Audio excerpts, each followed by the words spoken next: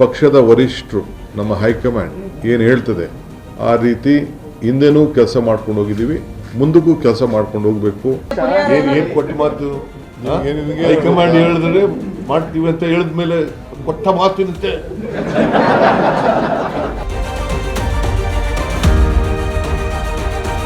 ಹೈಕಮಾಂಡ್ಗೆ ಚಳಿ ತಡೆಯೋಕ್ಕಾಗದಿರೋಷ್ಟು ಕೊರಿತಾ ಇದೆ ಕರ್ನಾಟಕದ ಅಧಿಕಾರದ ಚಳುವಳಿ. ಈಗ ಹೈಕಮಾಂಡು ಸ್ಟೇಟಸ್ ಕೋ ಕೊಟ್ಟಿರೋದು ಯಾಕೆ ಅಂದರೆ ಯಥಾಸ್ಥಿತಿಯನ್ನು ಕಾಪಾಡಿಕೊಳ್ಳಿ ಅಂತ ಹೇಳಿರೋದು. ಎಲ್ಲಿಯವರೆಗೂ ಯಥಾಸ್ಥಿತಿ? ಅವಿಶ್ವಾಸ ಗೊತ್ತುವಳಿ ಆದರೆ ಸುವರ್ಣಸೌಧದ ಚಳಿಗಾಲದ ಅಧಿವೇಶನದಲ್ಲಿ ದೊಡ್ಡ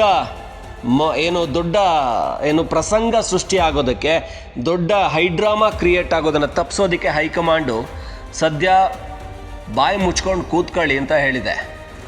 ಆದರೆ ಆ ಬಾಯಿ ಮುಚ್ಕೊಂಡು ಕೂತ್ಕೊಳ್ಳಿ ಅಂತ ಇಬ್ಬರು ನಾಯಕರಿಗೆ ಹೇಳುವಂಥ ಆ ಒಂದು ದಮ್ಮು ತಾಕತ್ತು ಹೈಕಮಾಂಡ್ಗೆ ಇಲ್ದಿರೋ ಹಾಗಾಗಿದೆ. ಹಾಗಾಗಿನೇ ಯಥಾಸ್ಥಿತಿನ ಕಾಪಾಡಿಕೊಳ್ಳಿ ಅಂತ ಹೇಳಿರೋದು.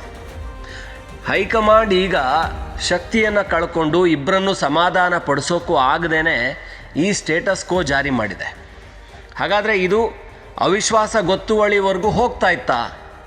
ಅದನ್ನು ಹೇಗೆ ತಡೆದ್ರು ಹೈಕಮಾಂಡ್? ಅಂದರೆ ಅವಿಶ್ವಾಸ ಗೊತ್ತುವಳಿ ಏನು, ಮುಂದಿನ ಅಧಿವೇಶನ ಏನು 8ನೇ ತಾರೀಕಿಂದ ಶುರುವಾಗ್ತಾ ಇದೆ ಸುವರ್ಣಸೌಧದಲ್ಲಿ ಬೆಳಗಾವಿಯಲ್ಲಿ, ಅಲ್ಲಿ ದೊಡ್ಡ ಹೈಡ್ರಾಮಾ ಕ್ರಿಯೇಟ್ ಆಗ್ತಾ ಇತ್ತಾ? ಈ ಕುತೂಹಲದ ಬಗ್ಗೆ ಗಮನ ಹರಿಸೋದಾದರೆ, ಇದೇ ಪರಿಸ್ಥಿತಿ ಮುಂದುವರೆದಿದ್ದರೆ BJP JDS ಈ ಸರ್ಕಾರಕ್ಕೆ ಬಹುಮತ ಇಲ್ಲ ಅಂಥೇಳಿ ಅವಿಶ್ವಾಸವನ್ನು ಮಂಡಿಸ್ತಾ ಇತ್ತು. ಆಗ ಸರ್ಕಾರದ ಶಾಸಕರೇನಿದ್ದಾರೆ ಅವರನ್ನು ಧ್ವನಿ ಮತದ ಮೇಲೆ ಅವರನ್ನು ವಿಧಾನಸೌಧದ ಒಳಗೇನೆ, ಮೊದಲೆಲ್ಲ ರಾಜಭವನಕ್ಕೆ ಪರೇಡ್ ಮಾಡಿಸ್ತಾ ಇದ್ರು, ರಾಜಭವನಕ್ಕೆ ಕರ್ಕೊಂಡು ಬಂದು ಅಲ್ಲಿ ಲೆಕ್ಕ ಹಾಕಲಾಗ್ತಾ ಇತ್ತು. ಈಗ ವಿಧಾನಸೌಧದ ಒಳಗೇನೆ ಅದಕ್ಕೆ ಅವಕಾಶ ಇದೆ. ಹಾಗಾಗಿ ಎಷ್ಟು ಶಾಸಕರು ಈ ಸರ್ಕಾರದ ಪರ ಇದ್ದೀರಾ ಅಂತ ಕೈ ಎತ್ತಿಸ್ತಾ ಇದ್ರು. ಇದನ್ನು ನಾವು 2019ರಲ್ಲಿ ಕುಮಾರಸ್ವಾಮಿ ಅವರ ಸರ್ಕಾರ ಬಿದ್ದಾಗ ಕೂಡ ನೋಡಿದ್ದೀವಿ. ಆವಾಗ ಅತೃಪ್ತರು ಬಾಂಬೆ ಹೋದರು, ಬಾಂಬೆಯಿಂದ ವಾಪಸ್ ಬಂದು ಉಪಚುನಾವಣೆಯನ್ನು ಎದುರಿಸಿ ರಾಜೀನಾಮೆ ಕೊಟ್ಟು ಮತ್ತೆ ಯಡಿಯೂರಪ್ಪ ನೇತೃತ್ವದ ಸರ್ಕಾರ ಅಧಿಕಾರಕ್ಕೆ ಬಂತಲ್ಲ, ಅದೇ ಪರಿಸ್ಥಿತಿ ಸೃಷ್ಟಿಯಾಗ್ತಾ ಇತ್ತು ಈ ಸುವರ್ಣಸೌಧದ ಚಳಿಗಾಲದ ಅಧಿವೇಶನದಲ್ಲಿ.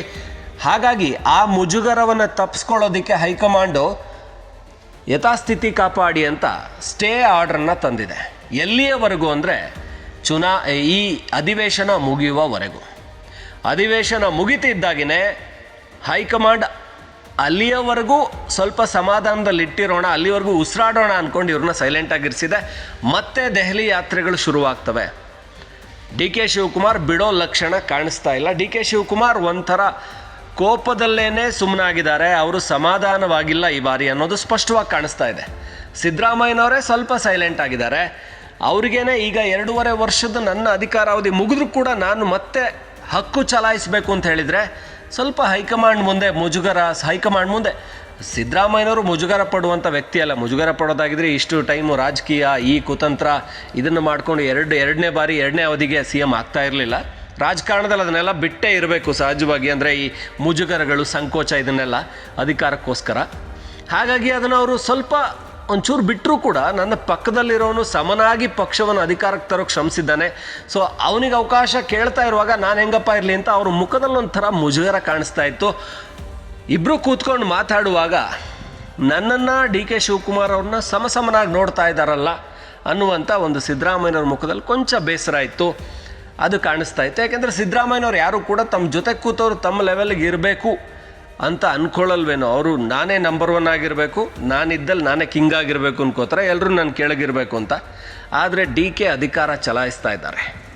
ಅದು ಈ ಚಳಿಗಾಲದ ಅಧಿವೇಶನ ಮುಗಿಯುವವರೆಗೂ ಕೂಡ ಯಾವ ಭಿನ್ನಾಭಿಪ್ರಾಯಕ್ಕೂ ಎಡೆ ಮಾಡಿ ಕೊಡಬಾರ್ದು. ಯಾಕೆಂದರೆ ಅಧಿವೇಶನದ ಒಳಗೆ ಒಗ್ಗಟ್ಟಾಗಿ ಮುಖ್ಯಮಂತ್ರಿ ಉಪಮುಖ್ಯಮಂತ್ರಿ ಇದ್ದರೆ ಇಡೀ ಶಾಸಕರುಗಳೆಲ್ಲ ಒಗ್ಗಟ್ಟಾಗಿರ್ತಾರೆ. ಆಗ ವಿರೋಧ ಪಕ್ಷದ ಪ್ರಹಾರವನ್ನು, ಅವರ ಪ್ರಶ್ನೆಗಳ ದಾಳಿಯನ್ನು ಎದುರಿಸ್ಬೋದು.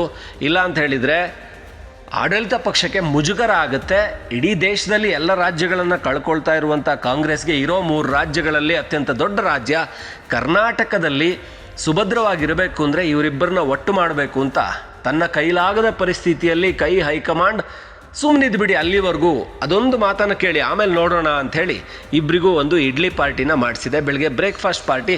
ಒಂದು ಬ್ರೇಕ್ಫಾಸ್ಟಲ್ಲಿ ಇಷ್ಟು ದೊಡ್ಡ ಏನು ಬ್ರೇಕಿಂಗ್ ಇಶ್ಯೂ ಸಾಲ್ವ್ ಆಗೋದಾದರೆ ಏನೇನೆಲ್ಲ ಮಾಡ್ಬೋದು ಅಂತ ಜನಸಾಮಾನ್ಯರಿಗೂ ಅರ್ಥ ಆಗುತ್ತೆ. ಕೇವಲ ಒಂದು ಬ್ರೇಕ್ಫಾಸ್ಟ್ ಮಾಡಿದ ಕೂಡಲೇ ಸಮಸ್ಯೆ ಸಾಲ್ವ್ ಆಗಿಲ್ಲ. ಇಬ್ಬರೂ ಕೂಡ ಹೈಕಮಾಂಡ್ ಹೇಳಿದ್ದನ್ನು ಆಗಲೂ ಕೇಳಿದ್ದೀವಿ, ಈಗಲೂ ಕೇಳ್ತೀವಿ, ಮುಂದೆನೂ ಕೇಳ್ತೀವಿ ಅಂತ ಹೇಳ್ತಾ ಇದ್ದಾರೆ. ಆದರೆ ಹೈಕಮಾಂಡ್ ಮುಂದೆ ನಮ್ಮ ಬೇಡಿಕೆಗಳನ್ನು ನೀವು ಕೇಳಬೇಕು, ಅದಕ್ಕೆ ನೀವೇ ಪರಿಹಾರ ಕೊಡಬೇಕು, ಯಾಕಂದರೆ ನಾವು ಏನಕ್ಕೆ ಅರ್ಹರೋ ಅದನ್ನು ನಮಗೆ ಕೊಡಲೇಬೇಕು ಅಂತ ಸಿದ್ದರಾಮಯ್ಯ, ಡಿ ಕೆ ಶಿವಕುಮಾರ್ ಇಬ್ಬರೂ ಕೂಡ ತಮ್ಮ ಪಟ್ಟಿ, ತಮ್ಮ ಬೇಡಿಕೆ, ತಮ್ಮ ಅಹವಾಲುಗಳನ್ನು ಅವ್ರ ಮುಂದೆ ಮಂಡಿಸಿದ್ದಾಗಿದೆ. ಅದು ಮತ್ತೆ ವಿಧಾನಸಭಾ ಅಧಿವೇಶನ ಮುಗಿದ ನಂತರ ಚಾಲ್ತಿಗೆ ಬರುತ್ತೆ. ಅಲ್ಲಿವರೆಗೂ ಹೇಗಿರ್ತಾರೋ ಇವರು, ಅಲ್ಲಿವರೆಗೂ ಯಾವುದೇ ಏನು ಪಕ್ಷಕ್ಕೆ ಮುಜುಗರ ಆಗದೇ ಇರಲಿ ಅಂತ ಹೈಕಮಾಂಡ್ ಅಷ್ಟೇ ವಿಧಾನಸಭೆ ಅಧಿವೇಶನ ಮುಗಿಯೋವರೆಗೂ ತಣ್ಣಗಿರಿ ಅಂತೇಳಿ ಸ್ಟೇ ಆರ್ಡರ್ನ ತಂದಿದೆ. ಆಮೇಲೆ ಏನಾಗುತ್ತೋ ಕಾದು ನೋಡೋಣ. ಮತ್ತಷ್ಟು ಅಪ್ಡೇಟ್ಸನ್ನು ಕೊಡ್ತಾ ಇರ್ತೀವಿ. ನೋಡ್ತಾ ಇರಿ ಒನ್ ಇಂಡಿಯಾ ಕನ್ನಡ. ಈಗ 8ನೇ ತಾರೀಕು ಅಸೆಂಬ್ಲಿ ಬರ್ತಾ ಇದೆ. ಅಲ್ಲೂ ಕೂಡ ನಾವು ನಮ್ಮ ಪ್ರತಿತಂತ್ರವನ್ನು ವಿರೋಧ ಪಕ್ಷಕ್ಕೆ ಯಾವ ರೀತಿ ಮಾಡಬೇಕು ಅಂಥೇಳಿ ನಾವೀಗಾಗಲೇ ಚರ್ಚೆ ಮಾಡಿದ್ದೇವೆ. ಇದಕ್ಕೆ ನಮ್ಮದೇ ಆದಂಥ ಒಂದು ಹೊಸ ರೂಪ ಕೂಡ ವಿರೋಧ ಪಕ್ಷದವ್ರಿಗೆ ನಾವು ಕೊಡ್ತೇವೆ. ರಾಜಕೀಯವಾಗಿ ನಮ್ಮಿಬ್ಬರದು ಕೂಡ ಒಂದೇ ತೀರ್ಮಾನ.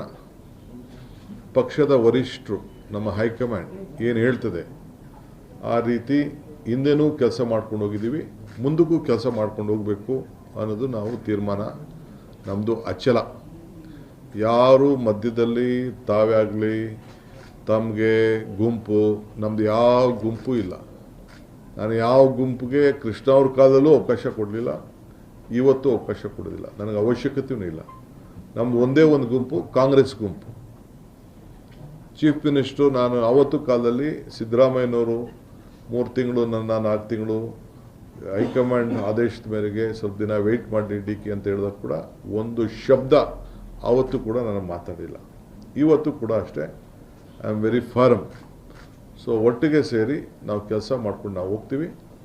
ಪಕ್ಷದ ವರಿಷ್ಠರು, ಹೈಕಮಾಂಡ್ ಏನು ಹೇಳ್ತದೆ ಆ ರೀತಿ ನಾವಿಬ್ಬರೂ ಸೇರಿ ಕೆಲಸ ಮಾಡ್ಕೊಂಡು ಹೋಗ್ತೀವಿ. ನಮಗೆಲ್ಲರನ್ನೂ ಒಟ್ಟಿಗೆ ತೆಗೆದುಕೊಂಡು ಹೋಗುವಂಥ ಕರ್ತವ್ಯ. ಪ್ರತಿಯೊಬ್ಬ ಶಾಸಕನ್ನ ಎಷ್ಟು ಶಕ್ತಿಶಾಲಿಯಾಗಿ ಬೆಳೆಸಬೇಕೋ, ಪಕ್ಷನ ಯಾವ ರೀತಿ ಶಕ್ತಿಶಾಲಿಯಾಗಿ ಬೆಳೆಸಬೇಕೋ ಅದು ನಮ್ಮಿಬ್ಬರ ಕರ್ತವ್ಯ.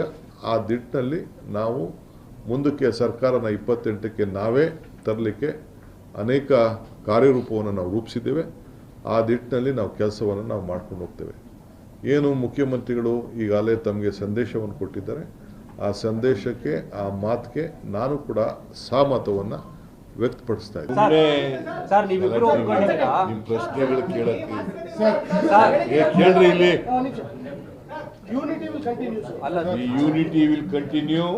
We are together. myself and the President of the KPCC and Deputy Chief Minister Mr. D.K. Shivakumar and myself are single. We are in the, you are united. You are united and there is no differences between D.K. Shivakumar and myself. ನೀವಿಬ್ರು ಯಾವುದೇ ರೀತಿ ಭಿನ್ನಾಭಿಪ್ರಾಯ ಎಲ್ಲ ಒಟ್ಟಾಗಿ ಹೋಗ್ತೀವಿ ಅಂತ ಒಪ್ಕೊಂಡಿದ್ದಾರೆ sir. ಇದೇ ರೀತಿ ಶಾಸಕರುಗಳು ಮತ್ತೆ ಸಚಿವರುಗಳು ಕೂಡ ಇದೇ ರೀತಿ ಅವರು ಕೂಡ ಯಾರು ಕೂಡ ಸರ್ಕಾರದ ವಿರುದ್ಧ ಇಲ್ಲ.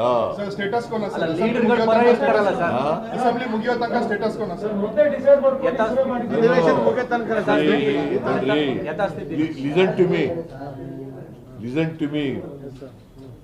See, the High Command, whatever decision it takes, both of us will obey. Sir D K sir ಕೊಟ್ಟ ಮಾತಿನ ಚರ್ಚೆಗೆ ಪರಿಹಾರ ಏನಾದರೂ ಕಂಡುಕೊಂಡ್ರೆ ಸಿಎಂ ಮಾತಾಡ್ತಿದ್ದಾರೆ ಸರ್. ಕೊಟ್ಟ ಮಾತಿನ ಚರ್ಚೆಗೆ ಪರಿಹಾರ ಏನು ಕೊಟ್ಟ ಮಾತು? ಹೈಕಮಾಂಡ್ ಹೇಳಿದ್ರೆ ಮಾಡ್ತೀವಿ ಅಂತ ಹೇಳಿದ್ಮೇಲೆ ಕೊಟ್ಟ ಮಾತಿನಂತೆ ಅಲ್ಲ ಸರ್. ಕೇಳ್ತಾ ಇದೆಯಲ್ಲ, ಗೋ together. Sir, can you clarify, is the 2.5 years agreement is there or not? No, whatever High Command tells. So, is there agreement? So, agreement is there 2.5 years or not? ಪ್ರಶ್ನೆಗೆಲ್ಲ ನಾವು ಉತ್ತರ ಕೊಡಲ್ಲ. Whatever High Command tells, you will obey. Sir, at least You understood it or not?